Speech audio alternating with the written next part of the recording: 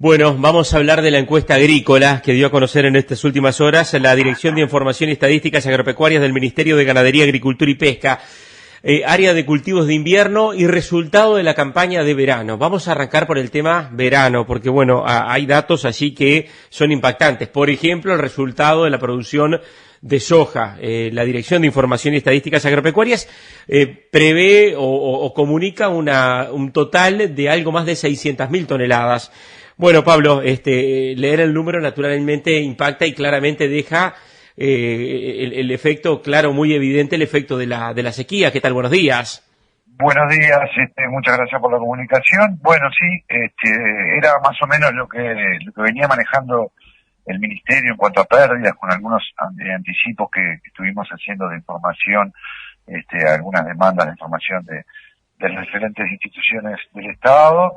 Y bueno, y la encuesta viene a confirmar esos datos, ¿no? Estamos a destacar que del millón de hectáreas que nosotros estimamos últimamente la siembra de soja, estamos hablando que el 25% directamente no se trilló. Eso es uno de los criterios que utilizamos nosotros para definir su área perdida, digamos, que directamente no se le pase la máquina. Luego hicimos un estudio de qué destino pudieron tener esas áreas, que es un pequeño cuadro que viene en el comunicado de prensa. Después lo vamos a abrir por cultivo, pero ahí en esas tierras que esas chacras que no se trillaron, tenemos más o menos un 50% de esa área que se quedó en barbecho supuestamente, y después tenemos un 21% que se pastoreó y un 26% que se utilizó como reserva de forraje, ¿no? Todo encuadrado dentro de esta sequía, que el productor seguramente ante ver el desastre que estaban pasando en sus chacras, bueno, buscó alternativas para que no sea una pérdida total, ¿no? Claro, fue tremendo. Y la diferencia con respecto al año pasado, muy evidente. Bueno, sobre todo en kilos. El año pasado se llegó prácticamente a 3 millones de toneladas. Este año, 647.000. Además, el año pasado la situación del mercado fue también muy favorable, con un precio muy bueno. Este año, por otro lado, el precio tampoco fue tan importante. O sea que, bueno, el resultado en soja es más que evidente. ¿Qué pasa con el maíz, por ejemplo? Bueno, como decía, la soja, lo que se quedó sin cosechar directamente fue un 25%. En el caso del maíz, según los resultados de lo que nos comentaron en la encuesta de los productores, casi un 50% se perdió, ¿no? Que seguramente tuvo ese destino de reserva de forraje, pastoreo o aprovecharlo para los animales. Entonces, de un área que se estimó en alrededor de 190.000 hectáreas, se cosecharon 100.000 nada más, y el rendimiento de 1.400 kilos por hectárea, ¿no? Lo mismo que la soja. Quizás lo que se puede observar en el maíz es un poco más de respuesta al riego, por ejemplo, ¿no? Que eso ya son lo que las investigaciones y los estudios siempre demostraron, que frente a otros cultivos el maíz es uno de los que mejor responde a esa tecnología. Pero de todas formas nos encontramos con situaciones de productores que tenían sistema de riego, que regaron, hicieron un riego y de repente luego se quedaron sin posibilidad de seguir regando por falta de agua, ¿no? Claro, seguramente dramático. Seguramente una de las peores campañas de verano, teniendo en cuenta estos rendimientos. Antes de cerrar verano y hablar del área de invierno, ¿qué resultados observan para sorgo y girasol? Bueno, en girasol, nos dieron unos 900 kilos por hectárea. La pérdida fue menor de superficie perdida, 3%, lo que nos declaran. Y un área sembrada que viene más o menos en el entorno de las 10.000 hectáreas. A nosotros nos dio en esta encuesta casi 12.000 hectáreas, que es lo que veníamos hablando con algunos operadores del sector. Y en cuanto al sorgo, también, igual que con el maíz, un 50% del área no se cosechó y tuvo esos otros destinos alternativos, y también con rendimientos muy bajos, muy similar al girasol, de 900 kilos por hectárea. Bien. Invierno, pasemos al tema invierno. Hay cambios también con respecto a lo que es digamos, el esquema de cultivos implantados en esta campaña con respecto a lo que fue, por ejemplo, la pasada, donde hubo una participación muy importante, por ejemplo, de la colza. Exactamente, sí, yo creo que es el dato más que tuvimos que chequearlo mucho para verificar, porque veníamos de varios años de crecimientos muy importantes del área de colza, permanentemente creciendo.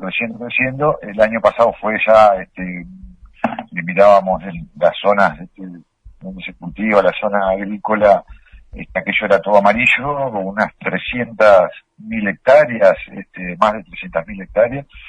Bueno, y ahora, tenemos otro contexto en cuanto a precios, con una caída del precio de la oleaginosa, y además que si empezamos a sumar las condiciones climáticas, hay una cantidad de factores, y la rotación de cultivos necesaria para la rotación de chacras para el cultivo, nos encontramos con una caída prácticamente del 50% del área, ¿no? Uh-huh.